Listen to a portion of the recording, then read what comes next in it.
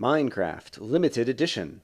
Today's episode is a bit of a limited edition in the sense that I am not doing my typical Let's Play that comes from one of my usual series, Exploration and Tactics or the Modified 404 Challenge. Instead, I'm going to take you on a quick tour of my own personal world. And the reason I'm going to do that is because I've been testing out recording HD videos for YouTube. And so I've got a new video recording setup that hopefully will enable you to watch this video in 720p. And so we are in my world. It's nighttime, but this is my own personal world, and I am taking you down to the bottom of one of my my main mining shaft. And basically, I just wanted to give you kind of a quick tour of my world while I do some testing out of the HD video. And so it says Zombie Dungeon to the left. And so I'm going to show you the very first zombie dungeon I ever found, which was right over here. And it was very fortunate because I just happened to dig a mining shaft in my home and end up being, just 20 squares or something down the hall. And so I got down here and I heard zombies and I dug over there and I found the zombie dungeon.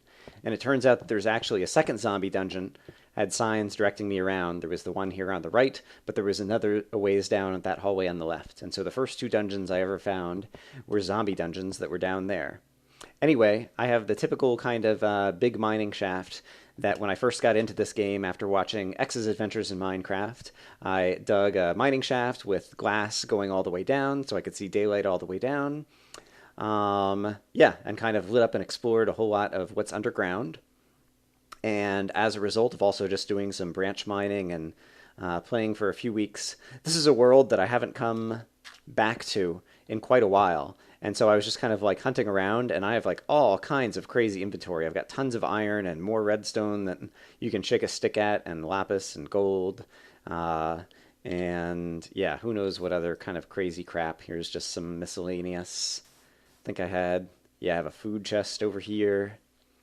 And yeah, just a bunch of miscellaneous other items. Unfortunately, it's nighttime. I want to take you a little bit around outside. Believe it or not, this is my main house in my own personal world. As we know, Brian is not a builder, and so this little tiny house is my main house. But basically, it's nighttime. I would like it to be daytime. I had never built a bed in this world by virtue of the fact that beds hadn't been implemented yet. I don't think I've played in this world since Minecraft 1.2. And so I just built a bed just now, and so I'm going to pop down in it. Ooh, I don't even know if I have enough space that I'm going to hit my head when I wake up. I think I'll pop it down over here just in case. Yeah, and hopefully that'll be okay, and I won't get awakened by bad guys. We'll see. Ah, crap! Alright, well I thought that might happen. Basically, as you may know, if you put your bed to where enemies can spawn within 2 bricks of it, in this case 2 bricks and the head of the bed is outside my house, then enemies will sometimes wake you. And so I've never actually tried that to have that happen, but now we know that that can happen like that. And so if I place the bed here, then I should get a good night's sleep, because now I have safe squares all within 2 squares of my bed. Alright, and I wake up and it's daytime. Great. Alright, so now we're ready to go on kind of a tour of my world. I see some enemies burning up out there, and so before I step out, one other thing I'll point out is a friend of mine, Jeff, was asking me, why don't I use my arrows more often to fight off creepers? And as we know, I have the thumb button on my mouse mapped to 1, so that at any time, all of a sudden I can go boom and switch to my sword, and have my sword at the ready when I'm fighting enemies. However, wouldn't it be nice if I could easily switch to my bow and arrow, which I usually keep in slot number 4? And so I remapped a key on my keyboard, F, to both switch to my bow and fire an arrow, since I never use fog, and F is easy to reach. And so now, no matter what I'm doing, I could have my sword in hand, and all of a sudden I see a bad guy and go boom and start shooting arrows at him.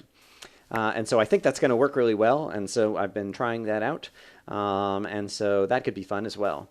In any case, it's daytime. It's probably reasonably safe now. So we can go outside and I can give you a quick tour of my world, hopefully in high definition. And so I'm hoping that you guys will give me some feedback as to whether I should be recording videos this way from now on. So basically the first house that I ever made was this little number right here.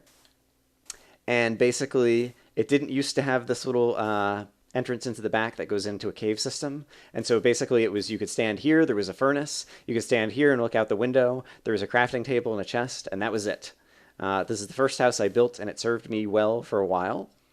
Until I built this house. This pillar was near where my original spawn point was. Then later on, when I built a compass, after compass were implemented, I found out my spawn point was actually here.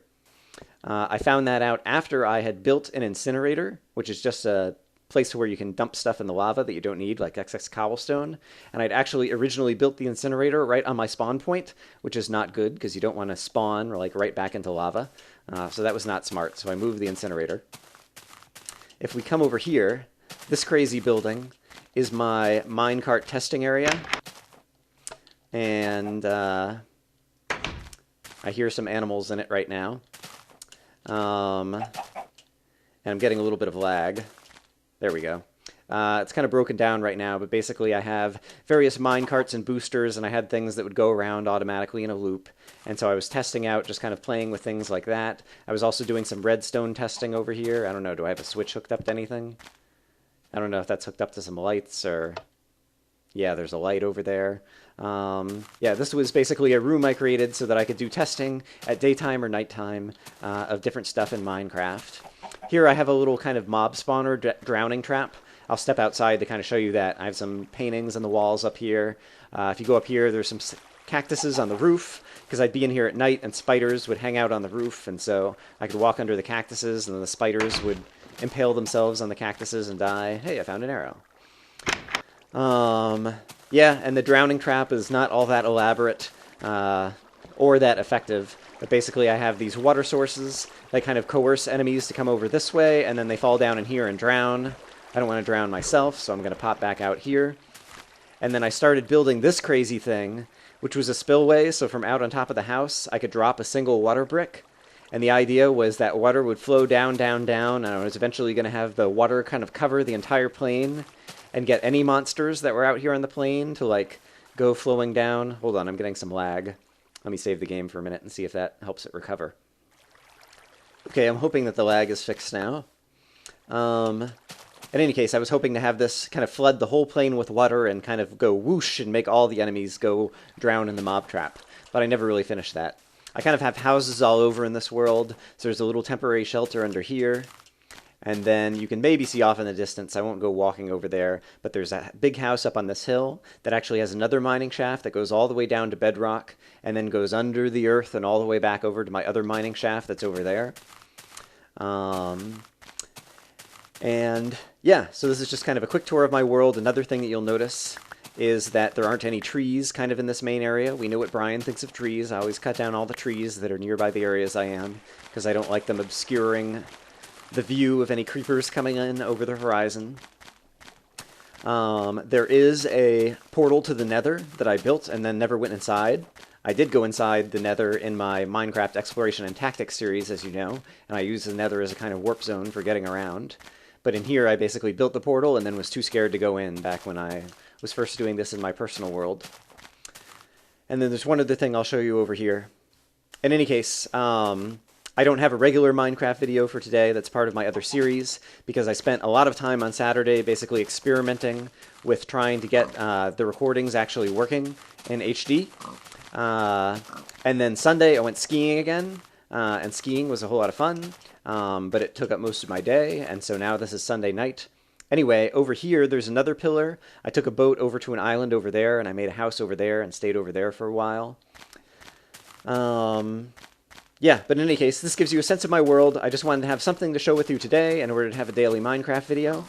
But hopefully I'll find the time again tomorrow in order to, yeah, go back to one of my normal series. But yeah, tell me what you think. Tell me if you're watching this in 720p, if it looks good. And if so, I'll try to do future recordings in HD. I'm hoping that the audio and everything turns out really good in this. And I will see you guys in a future video. Thanks for watching. Bye-bye.